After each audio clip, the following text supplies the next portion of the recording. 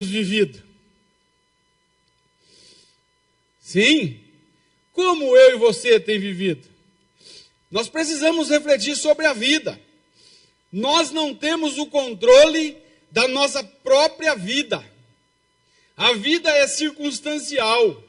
Estamos bem agora, mas não sabemos o que vai acontecer daqui a pouco.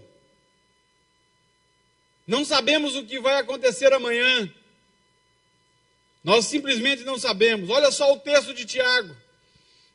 Ouçam agora vocês, que dizem, hoje ou amanhã iremos para esta ou aquela cidade, e passaremos lá 1 ano, e faremos negócios e ganharemos dinheiro. Vocês nem sabem o que lhes acontecerá amanhã. Nós somos frágeis, dependentes, limitados. Isso deveria arrancar toda a nossa arrogância, toda a nossa prepotência, toda a nossa jactância, o nosso orgulho, o achar que nós somos alguma coisa. Isso deveria fazer com que eu e você olhássemos para as pessoas como realmente elas são. Porque a morte, ela vai igualar todo mundo. Vai lá. Olha lá no cemitério se tem algum diferente um do outro. A morte iguala todos. Nós somos pó. E ao pó nós retornaremos. Olha só o que disse o Steve Jobs, o fundador da Apple. O Steve Jobs, depois que contraiu câncer no pâncreas, e disseram que ele ia morrer, que ele teria pouco tempo de vida, quando ele deu uma palestra na Universidade de Stanford ou de Princeton, não estou lembrando o nome, mas olha só o que ele disse nessa palestra. Foram uma das últimas palavras de Steve Jobs, enquanto com vida. Ele disse assim: lembrar que eu estarei morto em breve é a ferramenta mais importante que eu encontrei para me ajudar a fazer grandes escolhas na vida. Porque quase tudo, todas as expectativas externas, todo o orgulho, todo o medo de se envergonhar ou de errar, isto tudo cai diante da face da morte, restando apenas o que realmente é importante. Lembrar que eu vou morrer é a melhor maneira para eu saber evitar em pensar que eu tenho algo a perder. Nós vamos morrer. Agora, enquanto isso não acontece, como nós temos vivido? Como nós temos tratado as pessoas? Nós temos que aprender a valorizar mais as pessoas. Devemos amar mais, perdoar mais. Eu me incluo nisso, eu estou dizendo nós. Nós precisamos entender que as coisas, elas valem muito menos do que pessoas. Que muitas vezes o que as pessoas desejam é a nossa presença, não é presentes. Será que nós temos valorizado a nossa família? Você, marido, você tem valorizado a tua esposa? Você tem amado ela? Você, esposa, tem valorizado o seu marido? Vai pensando aí. Tem sido submissa a ele? Tem cumprido o que as Escrituras dizem para você fazer? Nós, pais, será que nós temos valorizado de verdade os nossos filhos? Vocês, filhos, será que vocês têm valorizado o pai de vocês?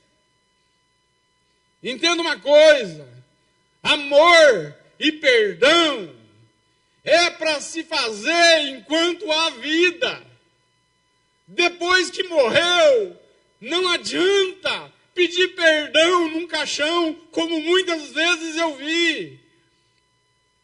Não adianta dizer que você ama quando você está perto de um caixão.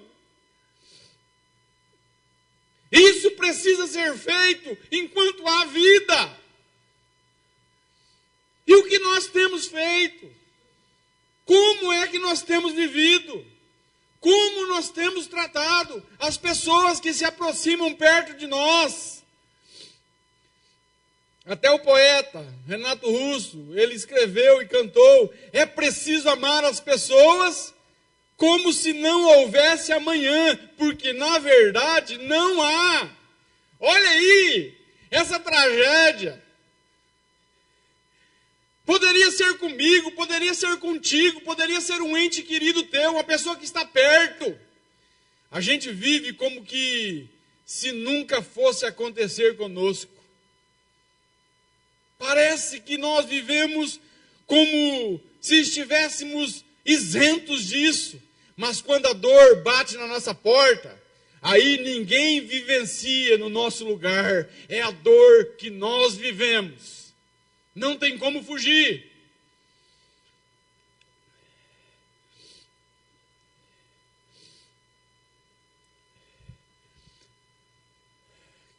Se você parar para analisar, essa semana, eu pensando em algumas coisas, eu escrevi uma frase que depois eu fiquei olhando na frase e disse assim, puxa, que frase. Eu falo assim que essas coisas eu vejo que vem de Deus, sabia? Porque eu olho assim e falo, eu não tenho capacidade para escrever isso aí. Eu escrevi assim, ó.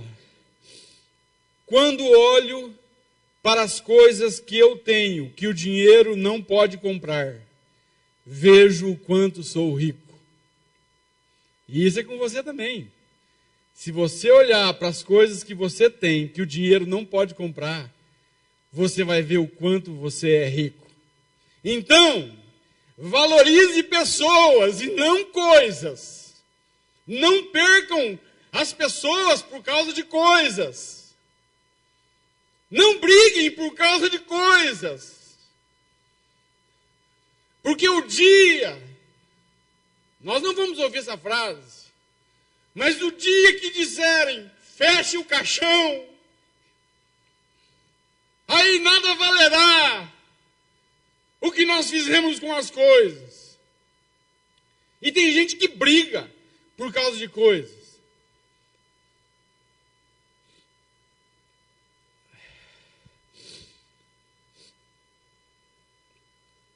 O que mais? Nós precisamos... Sabia que não ia dar certo usar óculos. Olha,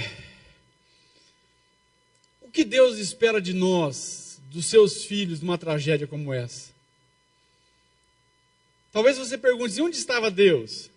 Aí eu olho e digo, Deus estava lá, estendendo a mão para cada um daqueles que estavam lá.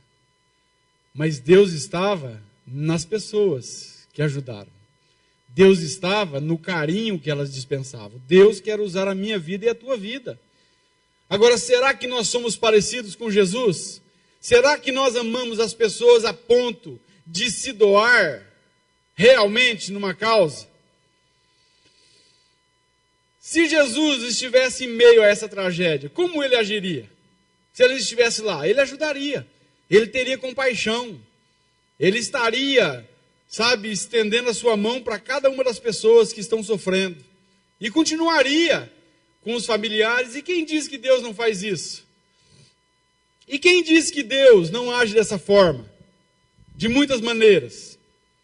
Deus faz isso.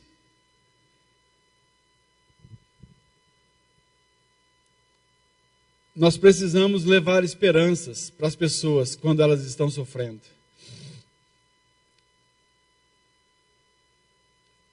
Uma outra pergunta, ainda na questão, como é que nós temos vivido? A primeira é, como que nós temos tratado as pessoas? A segunda é, como é que nós temos tratado Deus? Qual tem sido o relacionamento que nós temos com Deus? Deus é nosso Pai ou é o gênio da lâmpada que o Juliano diz aqui? Deus é o nosso Deus ou é um feirante que nós vamos para pegar coisas que nós queremos e gostamos? Deus, Ele é importante porque Ele nos dá coisas ou porque Ele é a razão da nossa vida? Que lugar Deus ocupa nas nossas vidas? Será que Deus realmente tem a primazia? Ele tem o primeiro lugar da minha vida? Ele tem o primeiro lugar da tua vida? Que valor que nós damos a Deus? Que valor que nós damos à presença de Deus, às Sagradas Escrituras, o estar próximo a Deus, a oração? Que valor nós damos a isso? Que valor nós damos a Deus? Será que nós damos valor a Deus quando nós temos comunhão com os nossos irmãos? Também. Deus, entenda uma coisa. A gente pensa assim, eu tenho que servir a Deus, eu tenho que servir a Deus, eu tenho que servir a Deus. Mas Deus, nós servimos a Deus quando servimos as pessoas.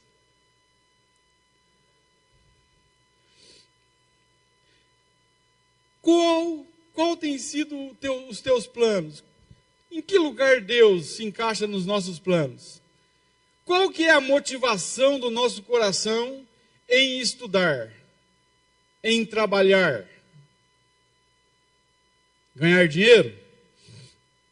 Também, né? Agora, entenda uma coisa.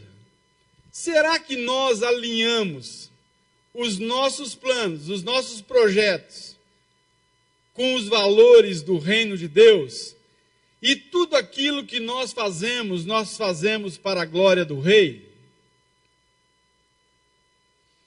No texto que nós lemos, os comerciantes judeus ali, eles nem sequer cogitaram em colocar Deus nos seus planos. Eles disseram, nós vamos lá, vamos passar um ano, vamos negociar e vamos ganhar dinheiro. Você não vê Deus. Agora, que eu e você nunca façamos isso.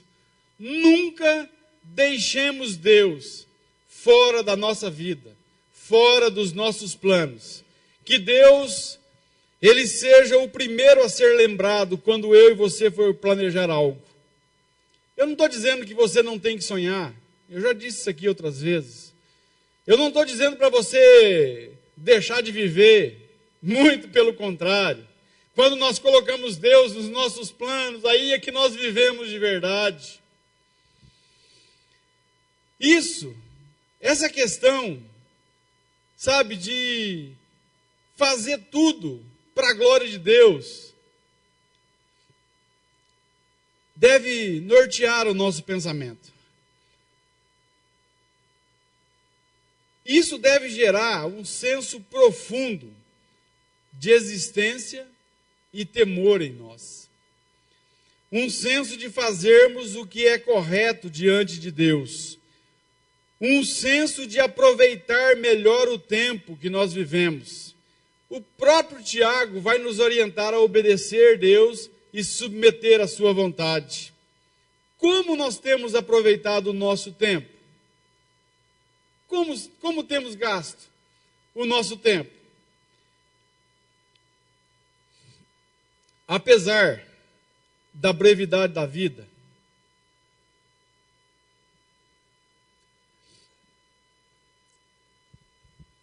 nós precisamos pautar a nossa vida no reino de Deus e viver como súditos do reino. 1 Coríntios 10, 31, nós já dissemos isso muitas vezes. Quer comais, quer bebais, quer façais qualquer outra coisa, fazei tudo para a glória de Deus. Então isso significa que toda a nossa vida deve convergir, preste atenção, deve convergir para um só propósito: Deus ser glorificado. É assim que nós estamos vivendo?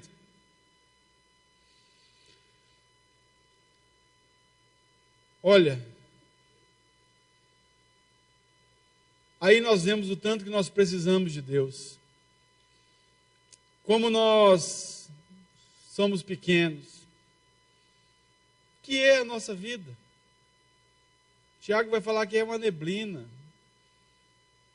que vem e passa rapidamente. Nós precisamos lembrar do nosso Criador. Não é só o jovem, todo mundo deve lembrar do seu Criador. E lembrar do Criador não é simplesmente um assentimento mental que você lembra de vez em quando, mas é você ter Deus próximo de você para viver a vida toda. Devemos nos voltar para o Senhor e buscar sentido nele, pois somente nele nós encontramos verdadeira realização, verdadeira satisfação. Agora, como nós temos tratado Deus? Devemos reconhecer que Deus, Ele nos conhece. Até o pastor Juliano diz muitas vezes, né? E Deus nos conhece, mas às vezes nós não entendemos como que Deus permanece nos amando, mesmo nos conhecendo. Então, assim, como que tem sido o nosso relacionamento? Qual tem sido a contrapartida nossa perante a esse Deus? Deus é bom. Deus não é bom? Deus não é bom para você? Sabe, como tem sido essa contrapartida? Outra coisa, nós devemos reconhecer que Deus detém o poder de todas as coisas. Que Deus, sim, é soberano. Olha só, ao invés da gente dizer, hoje ou amanhã nós iremos a tal cidade, e negociaremos, e ganharemos dinheiro, nós devemos dizer o quê? Se o Senhor quiser, nós viveremos, e faremos isto ou aquilo.